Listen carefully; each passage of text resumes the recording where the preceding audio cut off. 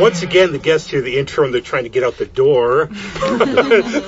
And Greg is missing. I guess we're going to have a rule, only one drummer per show. Yeah. And I found it ironic this morning that it was pouring out because I think this band's banned me from the outdoor shows after last year when every show I was going to got rained out. That's true. And I wouldn't be mindful if I didn't say that this band is on the finalists for Best Original Band on City Best Of, and if you hear their music, you want to vote for them. But when I first saw them, it's like I thought, okay, this is retro, but if they bring their own uniqueness, and the Finger Lakes are blessed to have them. We have some of the members, because I don't think we could fit them all in, and bless you, Big Red, I love you. And we don't like to travel together. Cool Club and the Lipker Sisters, we have, you can't see us, we have Joe, Rick, Marilla, and Lizzie. We're the Lipker Sisters, the two of us. Yeah, these two are the Lipker Sisters. You're the Cool Club. We are the Cool Club. But I was wondering, how did this all come together? How did it all come together? Rick, you want to tell that story? Well, I guess I started it in the sense that way back in the last century, it's Rick's fault. started a band to play my original songs. And it eventually became the Cool Club quartet, sometimes quintet, trio, whatever. Yeah, we had a few different. We were playing in Geneva in a little club, and Marilla happened to walk by, as I understand it. I did. I actually think it was around this time of year. I think it was for a holiday night out, and you guys were at the it was around lounge. Christmas time. Yeah, around Christmas time. 'Tis the season. Yep, and we saw these yahoos playing music that I loved. And at the time, nobody was singing. At the time that I heard Rick was. He was not singing when I heard it. At that moment. At that moment. Yeah, we did a combination of sung numbers and instrumental jazz numbers.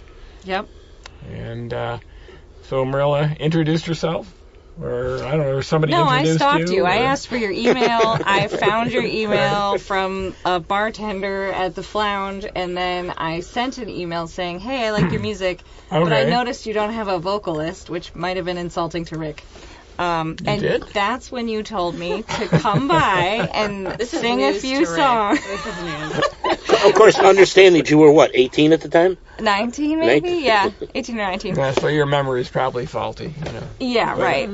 My memory is that you... and then you told me to meet you talked at the Flounge, and you asked about... Incorrect. I don't know. Wait, we both agree. No, you said it at the Flounge. Well, that was after. Oh, that was after. That's right. She showed up at the Jazz Jam. We used to have down in the basement. That's what Microclimate you told me. on Linden Street in Geneva. Right. We got there eventually. Yeah. And we now have a version of Kurosawa's Rashomon on the show. But I was wondering, in terms of you think Andrews Sisters, Lennon Sisters, I think of the Pontini Sisters. How did you get into sort of the vocal group stylings like that? You want to take that, Liz? Yeah, so when we were growing up, we actually watched a lot of old musicals, and we actually, I don't remember watching a lot of the Andrews Sisters when we were young. We mostly watched old MGM musicals like, Gene Kelly and things like that, where the older music was highlighted, and we would listen to the music with our grandparents, because we would go with them once a week, and we would listen to their CDs from their class reunions and stuff like that. And memorize all of them. And we were very musical as kids. And so we we just kind of would pick a song and we would work on it because our grandparents really liked to hear us sing. And so we would do some random ones. Like the Shania Twain one, that would be ridiculous. Yes, we sang Honey, I'm Home. Honey, I'm Home, yeah. But we also kind of naturally, I think, fell into the harmonies because there were three of us. Yeah. Hi, Grace, wherever you are. I know, Hello, Grace. I love you. But I think one of the first ones that we actually did, I don't remember if it was Boogie-Woogie Bugle Boy or if it was something like Love by Nat King Cole. Right. Where it was something pretty simplistic, where we just kind of naturally would go into it because we all wanted to sing at the same time. Yeah. So I discovered these on Sunday mornings because of Abbott and Costello movies. Yeah. Oh, yeah. And all of those. Because the Andrews Sisters were in a lot of those. Yeah. Yes. I look at those, though, it's okay, it's their comedies. Look at, like, Buck Privates. We're going to war. This is fun. I know, right? Everybody comes home. Oh, yeah, that was fun. We're going home. Yeah. But they would pop up all the time. And I actually really liked, like, Fred Astaire and Ginger Rogers movies, especially Shall We Dance? Yeah. I always remember Ginger Rogers did everything Fred Astaire did backwards in heels. Yes. Oh, yeah. Yes. So we loved those movies. They were a huge influence, and so then we grew up singing them, and then eventually we sang them a cappella awkwardly for many years. It was horrid. Yeah. And then we found a band that actually played that kind of music, so entered the Cool Club. Yeah. And that's how Which it I all do want to started. say, too, I mean, our parents were very musical, and they taught us A lot of different primarily, genres. like a lot of what we know. And we would do some stuff as a family. Von Trapp style. Yeah, I was going to say, Sound of Music. Up on a hill. With your hands held up like, they did. In our lederhosen. But, Wearing lederhosen.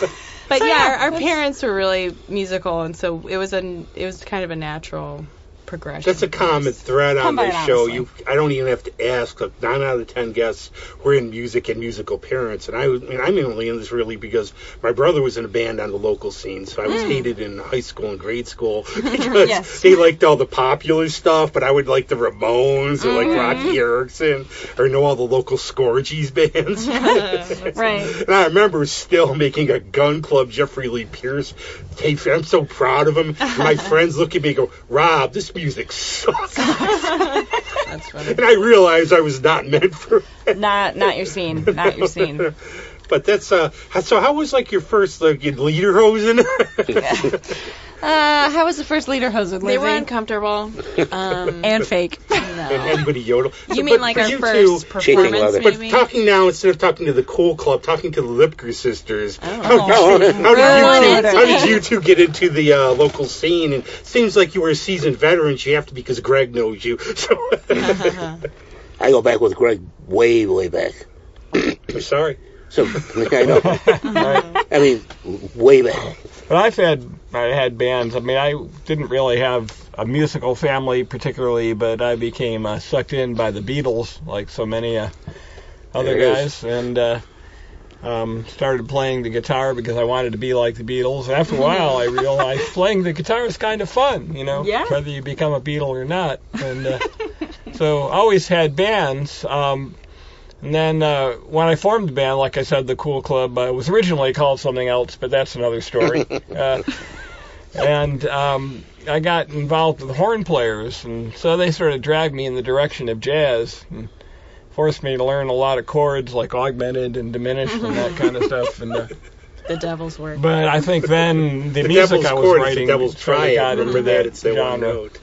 And so that sort of, I think, set us up to then be the kind of band that the Lipker Sisters might want to sing with. Like a moth to the flame. That's what I love about music. It's like a gateway, because once you start getting into it, you realize there's so much out there, and there's so many different styles that if you open your mind to it, because there's like some people just get stuck and they just like one thing, and I'm always, Right. and that's one of the themes of our show here is, okay, like what you like, but try something new. You might like it. It's like Mikey, that kid with the who died on the Pop Rocks, the popular.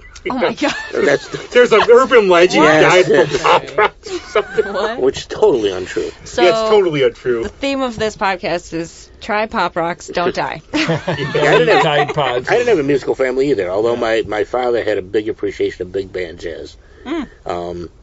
Big collection of it and stuff on video and tapes and stuff. So that's what I kind of was brought up around listening to. Sinatra, obviously, Italian Family, Sinatra, was a huge, those stuff with, I think that Sinatra Count Basie is one of the best albums from live from Las Vegas. So anyway, but like Rick, saw the Beatles. And then I said, I can do that. Your very first Beatles song was Beatles Love Will Do, I think it was. So a bunch of the guys in the neighborhood, we all started playing, and still continue playing to this day. And that's kind of how that all, same thing. That is kind The of Beatles. funny. I always We would watch the Beatles movies. I actually, Yeah. first exposure I And we ever would do had to the the Beatles Beatles, harmonies. for some reason, on 4th of July, XXI would show Yellow Submarine. Oh, yeah. Then my friends and I would act it out. Somebody would be like, we don't like music and songs. And we'd throw sparklers in. Our favorite was Help. See, I always, okay, you're a popular guest on the show now because I always liked Help a lot better than Hard Day's Night. Yeah. Oh, yeah. Well, Hard Day's Night was their first one. I thought Hard Day's Night was still hilarious. I think what was so funny about them is that they were genuinely funny. And They were. But I can always do George's line from Help. It's a thingy. Or when does it sing Beethoven? They get caught with the tiger. Calm it down by singing Beethoven. By singing Beethoven, it's so ridiculous. Yeah. So that kind of camp, I don't think you can recapture it now because you have to have just the right vein. You have to sort of be serious, and I think people these days they act like they're in on the joke too much. Yeah. It would be hard to recreate it. Much like it's hard to recreate the Beatles, Joe and Rick. But here you are anyway. Hey, the Beatles recreated the Beatles with AI. So. Oh my God, it's true. It's true. And Rick and I got together. Rick, you had an ad in the city newspaper, I think. Is that what it was? Oh, that's right. I put an ad in, I think it was Free Time. Free Time, maybe, Whoa. And Joe Danny and I Joyce met started personal thing. But the first time Joe was going to play with us, we were playing at another jam I organized was at this place in Newark called Tommy's. Tommy's on the tracks. The classic dive bar. And it's still there. You should pay the trip sometime. But Joe was going to come and sit in with us at that particular gig, but he something happened. Got lost on the way. Is that what it was? Yeah. Wow. It's like those stories of people who join bands, not that they like it because they have the amp. So somebody doesn't show the sound up. system. It's like they come in. We have the sound system, so you'll have to be in. Be in the band. So how late was Joe to that gig? He never made it. He never showed up. No, I think it took another year before he actually. Then there was a period of time. So he was a year late. You called me again, a year or so later. I think a couple people didn't work out or whatever. God. He said, "Are you still interested?" So, well, yeah. Then I came to your place in Lyons. Right. So does this mean that Joe has your timing improved? Oh, much better. Now you make it at least the same day. Yeah. If you remember, back in the old days, that's how you would find music. You put an ad in a local. Yeah. That's why I like the whole story. Geezer Butler was saying, when they put an ad for his singer, his brother comes and goes, "There's a thing at the door for you," and there was Ozzy in overalls with a shoe wrapped on a thing around his. What? Hey, whatever you can do. Whatever works. But that's job. How you used to get them that way. But when you got together, what were the dynamics thinking? These two were playing a lot longer. So what's sort of the dynamics between all of you? Rick, how long was before they came in? We were a good 5 years or so. At least. The band, we had a band for maybe even 10 years. But it was amazing, I think, how easy it was. Yeah. I mean, it really was gratifying to me. No. Well, I mean, nothing internal going on. I was 14 when we started. So definitely nothing. And none of us had any experience really working with a band. Right. So I think on the one hand, it was a very positive experience because we had very little experience, which made us kind of pretty open to things, and then they were very experienced and also very good people. So, it wasn't like they were trying to do anything that would go against what we would want to do. You know what I mean? Yeah, it was a good pairing. It's like being in a band Mark with your uncles. Eons, and he's such a great guy. Oh, well, Mark we played with. Yeah, I forgot actually. I mean, we played with him, I think in our first or second year at Towpath. Yep. Yeah, he said it, right. And he and Bo sat in, actually. Mark Bradley, the saxophone player. Yeah. And he was amazing then, but then he came on with us regularly. Well, he was just sat in there. Tom couldn't make it. He would sit in. We had people on rotation where if our main person, Tom McClure, couldn't make it to a show, we would call. Yeah, Tom was the saxophone player that really got me into jazz. Was the oldest member of the band, long before Joe showed up. And But he's retired. He's kind of emeritus status now. That's right. He played with us last night, though. Yeah, well, we've gone through great. some. I mean, we've had the privilege of playing with some fantastic people in town. musicians. The Viavatni brothers. Bill Tiberio. We don't deserve them. Like Bill Tiberio, Mike Kalpa, Jim Richmond, Jimmy Richmond, Jeff Smith, Rick McRae. But Mark really kind of fits in with the kind of the craziness of the band. Talking about that dynamic. You know, we have a very easy going dynamic, and it's always been very easy. Like Rick said, minus all the bickering and the yelling and the. Well, but you know what? The funny is what you say about that's familiar. That's more of a family type of thing. You fight, you argue, then it's done. Right. I mean, there's been an analogy. There's been an analogy that bands are families in a lot of ways, and families fight.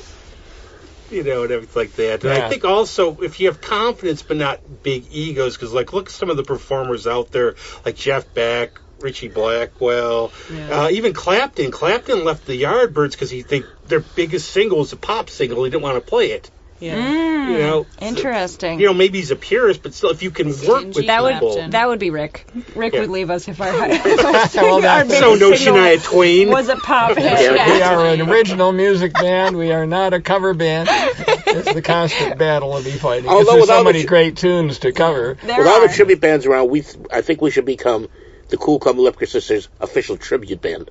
Ooh. Oh. Yes, tribute. Just do it ourselves. Just tribute ourselves. I like that. That's why we only play. Because tribute bands are very popular these days, so we'll be a tribute band. To us. Brainstorming happening here today. Actually, see, this is the new phase. Yes. Wow. These guys are going to be out front singing. You're going to play. Perfect. That was the first 10 years. We got the next 10 years coming. Yeah, Lizzie, can you drum? He'll come out and sing, and you could. Mark can. Mark can do anything. So I'll play sax. And Lizzie can play guitar. Yeah. Yep. Or I'd try and emulate. Do you play bass? Goldstein, but that's impossible. No, he's got to sing. He's got to sing. Yeah, Grace will play the bass. Wait, Rick and I up front? Yeah, you guys got it. We'll workshop it. But I do think, like, when you bring different generations together, like I think of my good friend Adriana Noon and all my friends in her band, Chuck, Jeremy. Oh, yeah. I think you bring different perspectives and different music tastes. Absolutely. Different ways to pursue it, because these guys were around when the Andrews Sisters were around, like I was. I knew them. Well, and I think what did work is, like I said, we were raised on a lot of older music, and we already liked a lot of the older genres, and so, you know, we've done more modern stuff, of course, and we've done our original stuff, but I think it was pretty easy to mesh in the beginning. Integrate. Now it's insufferable. No. But how was it too? When, like I always say, when you play, you have a very naturalness on the stage. Like you're just yourselves, and there's no nervousness or anything. Yeah, we were homeschooled. It's the homeschooling. We didn't get bullied enough, and I like that though, because I think. Okay, it's not structured. You can learn for yourselves and everything. They taught themselves how to dance, by the way. Yeah. Well, we taught ourselves. They were not acculturated into that American high school teenager whole thing, that's which right. I think really contributed for them being so comfortable with a bunch of old guys at the Cool Club. Yeah. No, and that's actually true. I mean, like, because of our home life, we did spend a lot of time with people of all ages. I mean, we spent a lot of time with our grandparents and aunts and uncles and people beyond, and ghosts. People from the beyond. The ghosts people of Pickles beyond. Past. Let her speak. And so, I think there was a lot of things that went into it. But I think we drive. We get along with old guys. Yeah, and I do think we've been really lucky from the sisters' perspective. I know that I can speak for Marilla and Grace and say that we are really, really blessed to have these specific people in the band. You know, Rick and Joe have really looked out for us. Tom looked out for us for so long, and now they watch out for us, though. Yeah, you have our backs now. I carry a knife. No, no, but I mean, Dave and Mark are amazing, and they are so gracious and so kind, and they have really helped us grow as musicians in a safe way. Where we were really young, and we were going to bars, and we were playing with seasoned musicians, and Well, I always say off of that I think being so young, playing with seasoned musicians that were integrated into the music scene in this area, we skipped over a certain area of like the music industry that can be kind of seedy when you're or stressful and we were very lucky to be able to just kind of be hanging out with the old guys who've been doing it a while and in that were established, so we got carried to the sound system around. Carried the sound system around. That's not true, okay? He had us be roadies from day one. But yeah, it took a little work. We got to experience. Teach you which end of the microphone cord goes. That's true. All right. Well, you know, Dave had the best saying about that one when they were talking about it, and he said, "You know what? It said the sisters have only known what it's like to grow. They don't know what it's like to be playing Mustang Sally to an empty room at 1:30 in the morning." Well, I mean, I don't know. We've had some dud gigs. On the one hand, no. I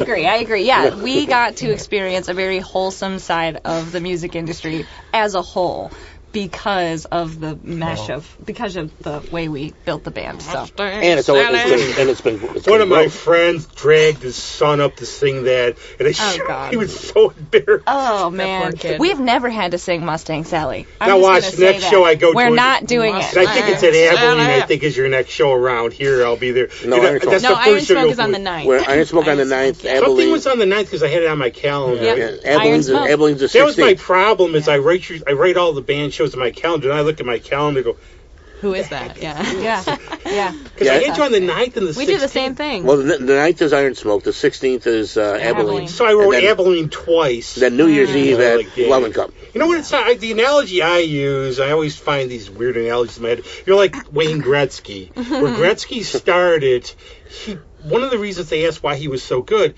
he played with all these older kids on the pond. Yeah. So he was used to playing with people 5, 6, 7 years older.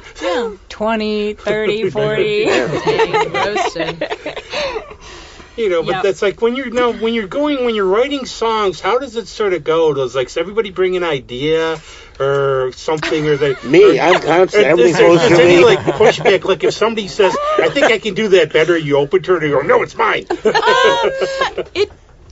A little bit. Usually, it's a pretty simple process. We do have a veto system. They're usually all of mine. That's not true. Thank you very much. Well, he was asking about composing the songs. Yes, which I think is more of an individual process. Merla and I are the primary songwriters. We're trying to work on Lizzie. We're working on one of Lizzie's. Yeah, we have a new one coming out soon. Which has been, but you can have an idea of how the song's going to be, and then you bring it to the band, and then it can obviously transform a lot. But yeah, it is interesting. And Rick and I both have different styles of writing. And, I mean, we're working on a new one of Lizzie's right now. We're working on a new one of Rick's. I think we chopped 100 words out of your song, Rick. So I like to write tongue twisters. Yeah. So it's a process, but usually it's fairly amicable.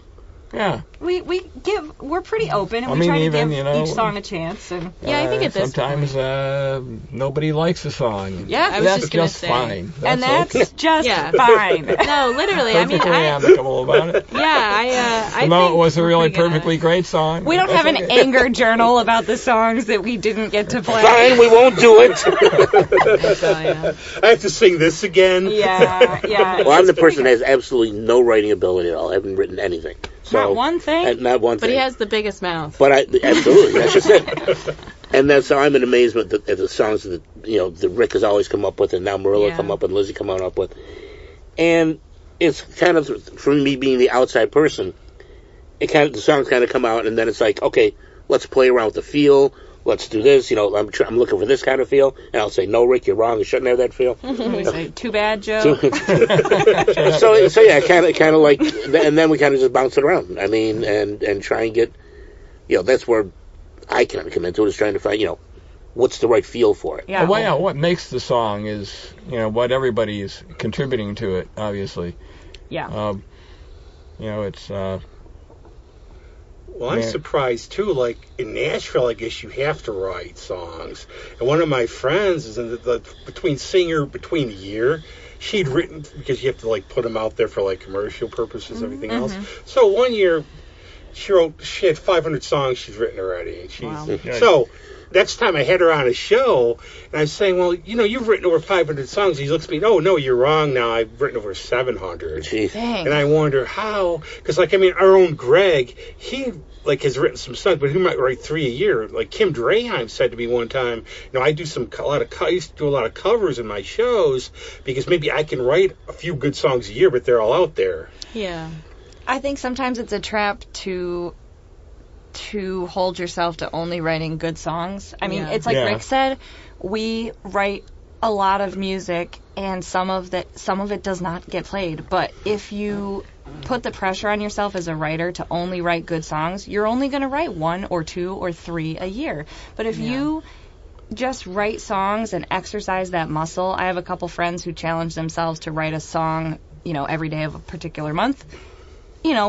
28 of them are terrible, but 2 of them are really good, and I think it's really important to exercise that muscle as a writer and not take yourself so seriously. Sometimes you can surprise yourself. Yeah. It's kind of like a baseball player. I mean, a 300 batting average is damn good. Well, that means that you're only hitting a third of the time that you're at the plate, and that's a good batting average. Taking a couple, like Tony Gwynn said one time, the difference between like a 350 hitter and a 260 hitter is, the ball that went through the infield. Yeah. I think you have to set your mind like that. I'm fascinated by talking with friends about the songwriting process. Like Herb Smith said, he's walking. He came up with a song like Nature Walking, and you would hear like the horn play when a chipmunk went by. Oh, yeah. Right. You get ideas from everything. It's like, otherwise you end up doing a podcast because you can't write it. Right, so and then you're here. With like Greg Townsend, he said he saw one time, it's in the middle of the night, somebody throws a cigarette out of the car, sparks on the highway. Yeah. Right. Oh, yeah. And then you laugh like you think about some songs that, wow, this song's deep. You go, oh, no, it was about my dog shaking off its wetness. Yeah. And I think Rick is very good at that. I think Rick and Marilla are really good at coming up with stuff. I think Rick especially is very good at creating songs and kind of taking something pretty simplistic and making it really good. Or you still do like a phrase, and I keep telling especially my more psychedelic friends like Maybird, I have the idea for a song called Narcotic Lollipop, like a psychedelic instrumental. Somebody take it. Just Somebody take it. Are you like get a We're not line, you take might it, say no. a line. No, you two are. I can't get that one. But I was going to ask, I know you do a lot, but like you'll do covers in concert. Who comes up and decides, I want to do this song in concert? Really anybody. Well, you two sing it more than they do. So yeah, but honestly, I mean, we've had songs that I know that when Tom was with us, he would ask or suggest a song, and we'd do a song. And if Rick wants to do a song, we'll learn it. I mean, we're the vocalists. Suggest, tunes. And Lizzie and I do most of the set lists. Occasionally we can get Marilla to do one. These days, right. I love it. Lizzy's great But, at it. people Sorry, Rick. can make suggestions about what's to be on the set list. Other than Joe's not allowed to comment on the set list. But No, I'm allowed to. I just ignore it. Doesn't mean anything. That's like I have this weird fascination with set lists if I see them. Mm-hmm. When you start your show, I will start doing this with my finger, like 1 song, 2 songs, 3 songs. Oh, right. Then go, wait a second, this was number 4.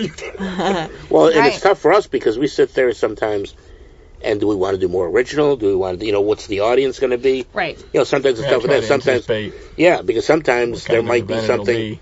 The covers are going to go over better. Which Lizzie because really we could do a whole night of originals without any problem. Right. Yeah, we try to tailor it to where we're playing. And I like doing it. And nowadays we try to do probably like 75% original and the rest covers. And the great part about the originals that these two have written is that some people just think they're songs they've never heard. They've never heard before. I love that too. Yeah. But I love that. Like I love one of the best compliments for any musician. I think is somebody will come up and say that song was awesome. Who wrote it? I know. Yeah. Well, I love that happens all the time. Their songs just fit what we do. Mm-hmm. People think it's just a song they've never heard before. From some artists that they've never heard. I get that a lot for Marilla's song Lovesick Fool. I mean, that one is so good. And then the 2 songs that I get the most compliments on are Rick's originals that I sing. Don't Make Us Live a Lie. Don't Make Us Live a Lie. That is such a good song. Yeah. Well, it's like a wonderful thing, I think, to listen to somebody else sing your song. Yeah. And I've been so grateful for the Lipker Sisters because I like to play, I like to write songs, but I'm not Mr. Dynamic Performer. And so, having you are too. I've seen your I was show. gonna say, amazing. have you heard Racket These Blues? Have you Well, there's heard? some songs I don't that think we of let 'em myself speak, in let 'em that speak. way, and so having the sisters, that's been so, and that they sort of get the songs too, Yeah. which is Yeah. been really cool. Well, there's been some songs that like Rick and I have done going way back that Rick has now turned over Yeah. to them, Yeah. and it's like freshens it back up again because otherwise we're looking at songs that are going back 15, 20 years. All Yeah. the Signs Say But Boogie they- is an old one. Yeah, Exactly. love that Yeah, one. and you guys just gave it a new life. yeah, it's Right. fun. It's fun. It's like one of my only big moments of fame for a show was when Dwight Yoakam played in the Kodak Theater, and I ran into him. Oh, really? I mean, he was out. He's literally standing around, and I'm out. What are you doing? You have to understand. Wait, are you Yes, lost? Yeah, we plus, never I mean, just actually, I stand thought around I just didn't like the opening band. They were like a typical, pop sort of generic. I run into them, and it was like a horrible night. It was like I gave up drinking afterwards because I fell in the snowbank after I hit up. So I'm talking to him, and I go, drinking every time I fall into a snowbank. well, the gin and tonics I had didn't help, so I gave it up. I was like, this is it. So I run into him, and it's a horrible night out. And what I said to him was, I go, your song, you really are 1,000 miles from nowhere being here in this weather. And before he played 1,000 miles, he goes, I've been told it's 1,000 miles from nowhere, but it's snowy here. Yeah. I did it. You did it. But I'm not a singer. I had the thing where my friend Grace did a benefit for Ukraine. She's a harpist at the RPO. So you can find this on YouTube. Don't. But they do. It was like a Christmas. It was around the 17th. It was down at Art Gallery. So they do 12 days of Christmas. And they go around, everybody do a verse. Oh. So they go around. So What verse did you do? What verse? So everybody's doing the the thing. So they get to me and he's like, 5 golden rings. 5 golden rings. But you do any Christmas songs? I might as well ask. It's December. I just learned that 5 golden rings means 5 golden ringed pheasants. So everybody really? thinks, everybody Whenever you thinks. find out the origins of this stuff, you don't want to. Yeah, Everybody people thinks that loved this birds. woman, There's a great everybody movie out thinks right she's now, great. Candy Cane Lane, with Eddie Murphy, where it goes about the 12, and the rings are what they're chasing. Oh, well, there you go. Yeah, I have a thing about Christmas in California movies, though. I wanted snowy being up Yeah. here. It's kind Yeah. of weird. I hear you. Don't start talking about Christmas. Rick's gonna leave. No, me either. I know. Hey, it's December. We have to do a little good cheer. La, la, la, la, But how's it going? la, How? la, la. I probably should have it if you have anything else up, but I know the new magnum opus album is coming out. How's that been working? It's your, it's like your, it's like, Sure. Oh my God! Sergeant- Look, it's like a Guns N' Roses Sergeant album. Peppers was recorded quicker than this album has been. oh my Yeah. God! We're Yeah. trying. I mean, It's been a long season because Over a we year. started recording it before our busy season, and then we got into our summer season, and we're playing 5 gigs a week. We can't also get into the studio and record 6 days. We can't do that. So the whole summer we had to scratch basically, and now we're back at it. Grace Almost, was huh? in cop school. I opened a new location of my business. It's been a busy year. So I think we're That's the one closing problem in. with these sisters is they sort of have lives. yeah. Yeah. How dare you? We still have to. You know what was easier when they were younger, wasn't it, Rick? When they didn't have when they didn't have lives. That much else I to know. think Well, about. listen, if we were more famous and made some more Yeah, money. you pay us more. But yeah, we are working on it. We are closing in on it. We are actually talking to someone about album art. Yeah. We're on the final stretch. We're trying our We're I've best, trying. heard guys. this story many times by I many, know, many friends. Rob. Oh gosh. Listen, Yeah, I mean, we were trying to do this differently than our first one. And literally, I'm listening to Breakfast with the Beatles on the way here. Oh, The yeah. first thing they said was, well, they put out 4 albums within 18 months. Yeah, whatever. Oh my God, Okay, whatever. Yeah, we did try to make this one a little more methodical because the first album that we did, we recorded it in 2 days. Yeah. And it was done, and we finished it, and we put it out. It was very fast. Yeah. This one, we were like, okay, we really want to take our time. We want to make sure we like it. If we're not happy with something, we want to re-record it. Yeah. So we have given ourselves a little bit of permission to nitpick this one a little bit and make sure that it's a product that we like and we feel good about putting it out there, because we're rounding in on 10 years, and we want it to be a nice reflection of that. Masterpieces take time. And It's Steve- time. and That's Steve- right. You can't rush art. Steve over at the studio at Linden has been tremendous working with us. they've been Yes. amazing. Very Yeah, patient. Steve Ford, And I love, Yeah. now, Wonderful I place. know a little bit about it because of the studio here, but, I remember, when my brother's band put out stuff in the day, 1980 or so, and now it's been reissued, and you can hear the sound difference. Yeah. I used to say it sounded local. Just because these days it just sounds really... It's polished. It's really nice. awesome and everything. But a big plug for your store, too. I got some awesome tea there Oh, how do you yesterday. like the tea? It was, once I warmed up, because Yeah. I was outside for an hour and a half. It's because the lines were so long. He was The outside. line. Yeah. No, when I walked by at first, I thought, I don't want to walk in here. I have coffee for Adrian. It looks like I'm stealing something, which wouldn't have been really much on the show today. Yeah. But so the line was packed when I walked by. Yep. Really? Yep. It was. Yeah, really, Joe. Don't say There it were like that, people Joe. out there. Was Don't Really? say it like that. Amazing. Just like, really? People shop at your store? Marilla's Mindful Supplies over on 615 South on Avenue. South. 661 South Six- Avenue. And Geneva. And 615 for the con. And a store in Geneva, too. Go I there. get names wrong. I get dates wrong. All right, now that everybody stopped talking, it's Marilla's Mindful Supplies at 661 South Ave and Geneva, New York on Exchange They Street. have great olive oil, by the way. Great olive oil, Any great Popeye? tea. No. Fresh out. And after you really feel ashamed of yourself at Lux, stop by and you'll feel better. That's true. That's true. Right across the street from Lux. No, that's cool. So this is going to be coming out eventually. But Sal, right now you're very busy in December. I know you have many gigs and. We are. Once a week. Yeah. Once a week we are out this December, and then we are going to be busy in the new year as well, because as I mentioned, the 10 years. Oh, yeah. We are planning a couple really, really big celebrations.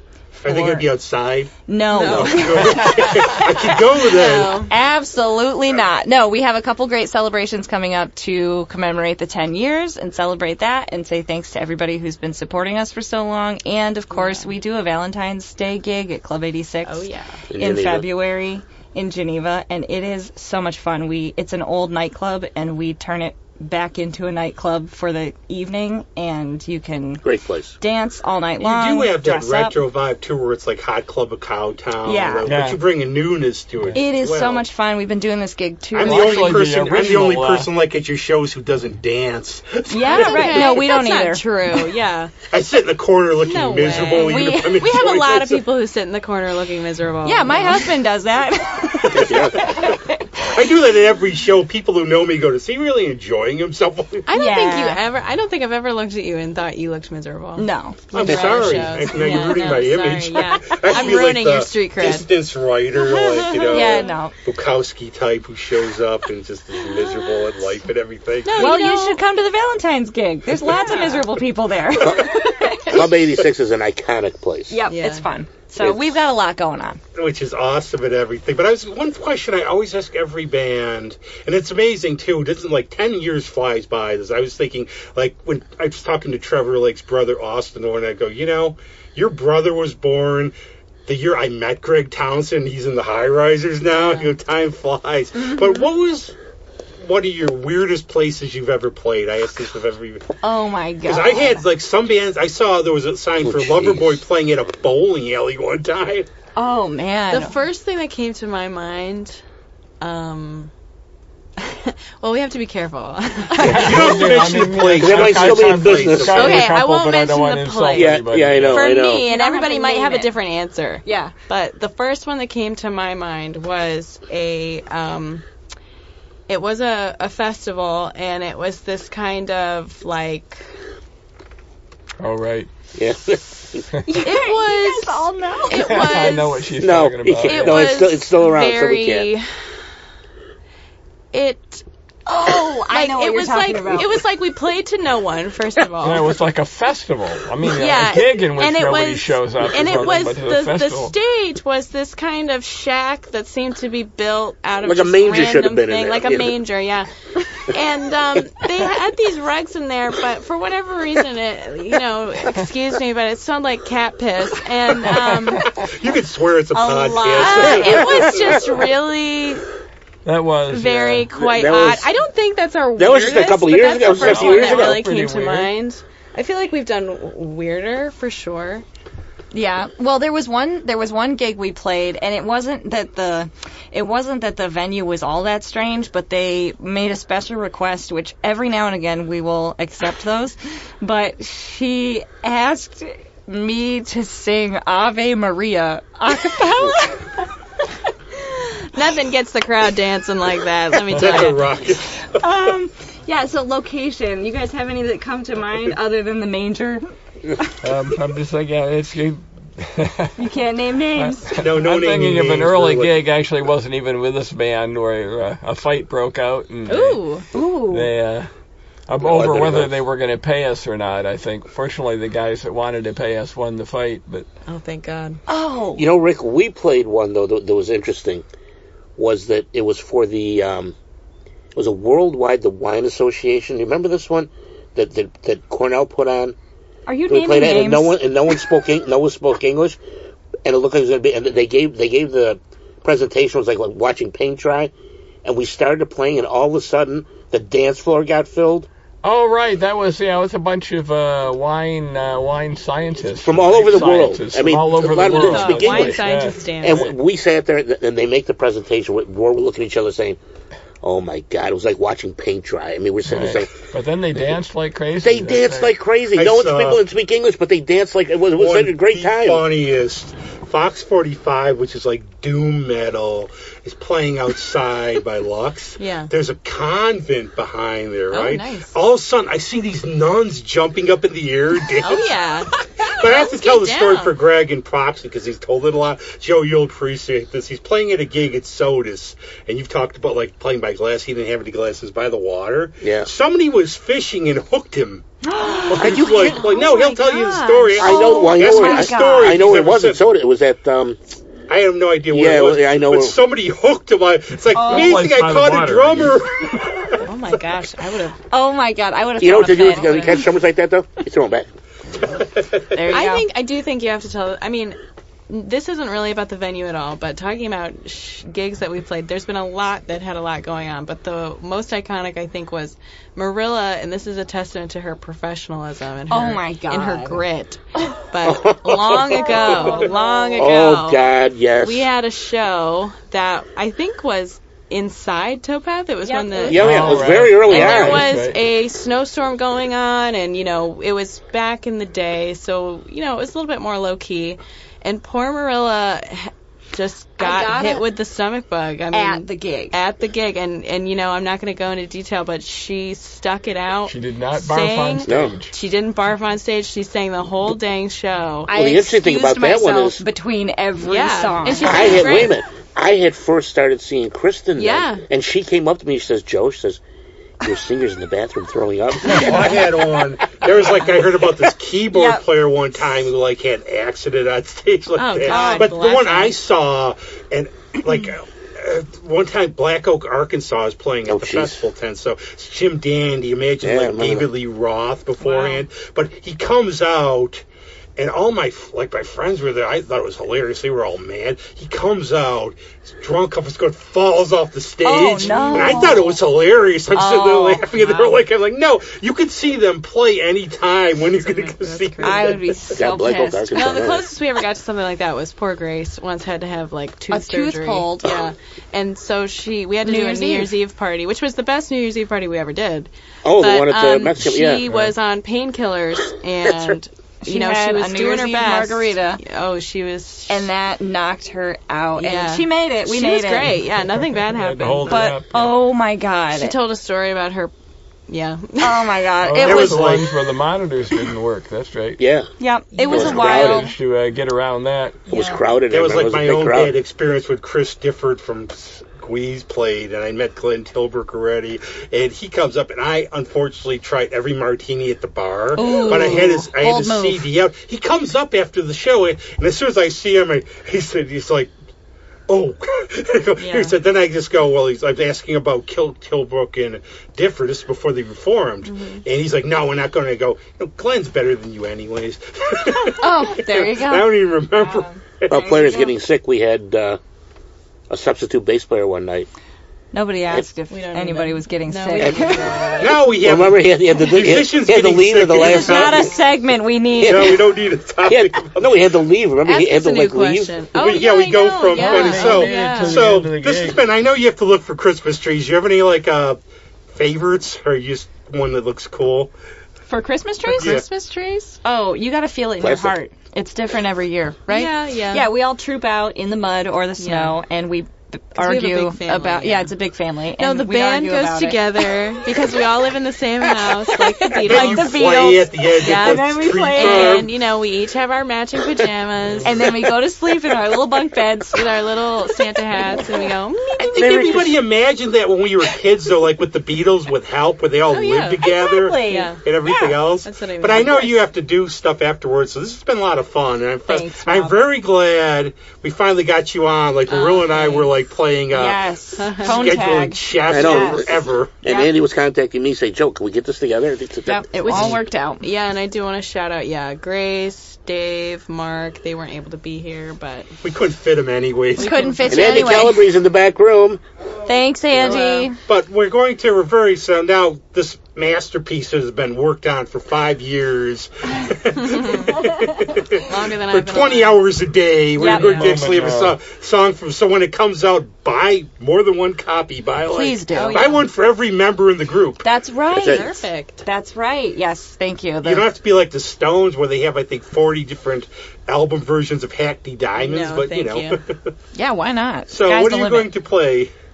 What are we going to play? We're going to play a song from our first album, which is on Spotify. Am I supposed to pass this off? No, to... after we're done. After we're done. The magic of You're ruining the podcasting. magic. Oh my God. Okay, excuse me. The magic has yet to happen. Now, how do you feel about? And also, just for just a few minutes, how do you feel about doing one of these? Because I know you do one. Oh, it's pleasant. It's very pleasant. Thank you for inviting us. Yeah. I love coming in, and it's nice to be able to stop and actually think about what we do and talk about what we do. And I mean, your own. You have one, don't you? My own podcast. I do have my own podcast But right thank now. you anyways. I Thank you for appreciate Yeah, understanding. and it's called Thank You for Understanding, and that is a little podcast about small business isms. And you can find that wherever you stream your podcast. Very good. It's very fun. Business isms. Isms. Isms. Yeah. Isms. And if you don't get it, Rick, you have to listen to the podcast. I have listened to one. I know. Thank you for understanding some of the shows we've had on this. Yeah, thank you for understanding. We all say it a million times if you're in retail, but that's my podcast. And now back to business. The song that we're going to play is Jump Jazz Blues and Boogie-Woogie Ragtime Swing. It's from our first album, The Cool Club and the Lipker Sisters. And yeah, that's the kind of music we Also play. on my second solo CD, which Well, how about you shut up? Hey, nobody asked, Rick. Yeah, you could also, if you could find their material out there, listen to it. Yep, listen to Or it. don't look forget up to the Boone Ross Songbook, Volume 1 Oh, I see how and it Volume is. 2. Look at I'm on this volume two. self-promotion over here. And All right. if you're looking for us, don't forget the 9th at Iron Smoke, the 16th at Abilene, and our New Year's Eve bash at Love and Cup. Ba-ba-da. Anything else, like, not around here, like in the Finger Lakes you're doing? Oh gosh, we'll keep an eye out for our Valentine's Day dance in February. Yeah. We've got a couple parties in the works, so follow the us on 10-year, Facebook, sign up for our We'll emails be on the Colonial Bell in in July. the summertime next Actually, year. the July one thing about 21st. that, have you ever done that before? Oh, Yes, yeah. we have So many times. I'm always afraid, You're like, the gonna go drummer's down? going to hit the bridge thing and go flying up the boat. No, actually, no, Mark, Joe is so short. He's fine. He's no, the ideal drummer. Mark is the the interesting one to danger. watch. I remember last time I was on there, I'm thinking, you got to duck when you go under this thing if you're Yeah. playing. Mark It's Bradley horrid. almost does a Full split. yeah. Full split. He But goes like, how low that's can you next go? year. We'll have Yeah. to come back I'm and already talk saying, about it. like, already gigs where I'm freaking out about. I'm already saying things all the way to it's June. like- for, like, Oh, I gigs. know. Oh, we're booking into the summer. It's We're booking amazing. into the summer, but that's another day, But another cool, podcast. come out to all these shows if you can. They're awesome. I'm even And for once, I really go on New Year's Eve. I'm making a special effort to come to this one. Woohoo! It's gonna be French. It's gonna be fun. That's it's going to be French. You have to wear a beret. Yep. I have to remember in France, We'll it see you doesn't there. matter what you do as long as you pronounce it correctly. My history professor said that. Yeah, that's right. So very cool. But thanks a lot, everybody. Thank you. Thanks a lot. See you Thanks, then, Rob. and Thank you. See ya.